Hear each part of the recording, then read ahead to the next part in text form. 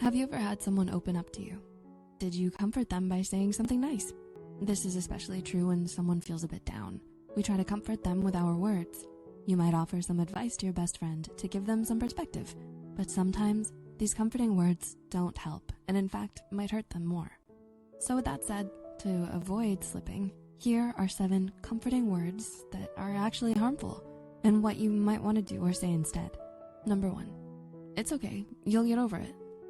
It's understandable that when someone is sad or hurt, we want them to feel better by talking about the future.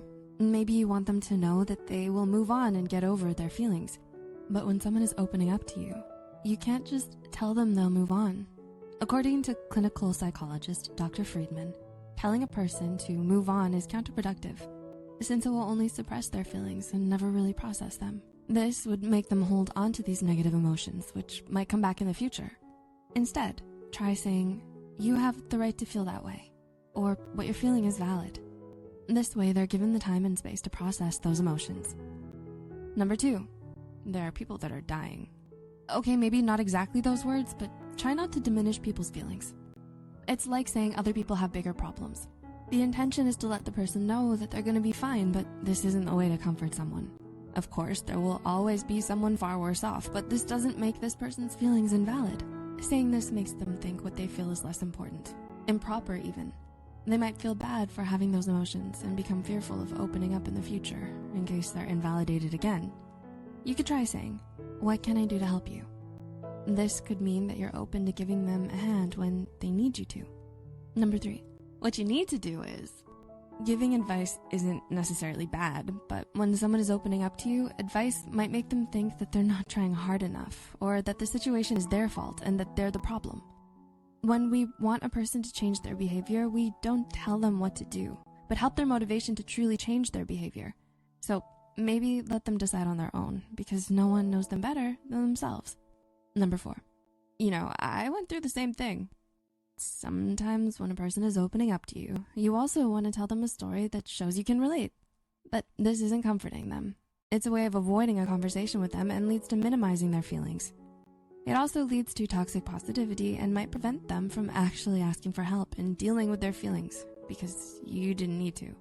Telling them a similar story is taking the light away from them and preventing them from expressing their feelings. Everyone processes things differently. Try not to make it about yourself. Number 5, everything happens for a reason. In some instances, this might work, but not when a person is at the peak of their emotions. Hearing this would make them feel that what they went through made sense, but the reality is, it doesn't. At least not all the time. According to psychiatry professor Dr. Beltman, using this statement can encourage hope, but also creates excessive positivity. Positivity is a good attitude, but it should be used at appropriate times. Upsetting times can be confusing, but you could just say, "I wish I had the right words to make it make sense, but I don't. Nonetheless, I'm here to listen." Number 6, well, at least you have a job. When we comfort other people, we try to take away their pain by highlighting good experiences in their life.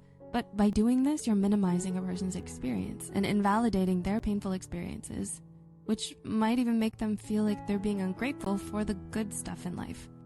Try saying, "I don't know what to say, but you are very brave for opening up." And number 7, I know what you're going through. Even if you think you know what that person is going through, the truth is, you don't. Grief and pain are common emotions. Everyone experiences them at some point, but people feel emotions to different degrees. The pain you felt when you lost your dog is not the same as another person losing their dog. So instead of saying you know what they're going through, you could say, "I could not imagine what you're going through right now, but I'm here to listen." This is an honest statement of acknowledging your lack of knowledge of their feelings, but a reassuring statement that you will be there for them despite this lack. In a concluding note, sometimes empathy is not what we say, but simply being present with them is enough. Sometimes this might just mean sitting in silence with them or just going for a walk together. Whatever it is, just try to practice active listening.